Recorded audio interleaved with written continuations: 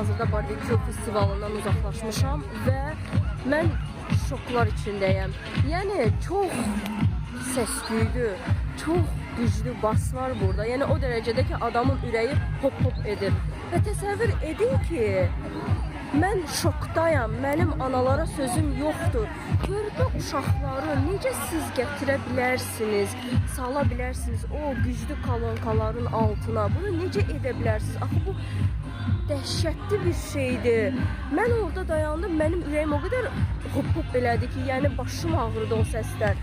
Körpə uşaqlar kolyaskada, arabada yatırlar və analar da rəqs edirlər və o uşaqları o səsin altında gəzdirirlər. Siz heç mi düşünmürsünüz övladlarınızı? Heç mi düşünmürsünüz ki, onlara çox güclü, onların qulaqlarına çox güclü ziyan yetirirsiniz? Yəni axı belə etmək olmaz analar. Biraz övladlarınızı düşünün, biraz körpə balalarınızı düşünün. 10 günlük, 20 günlük uşaqları gətiriblər bura. Dəhşət.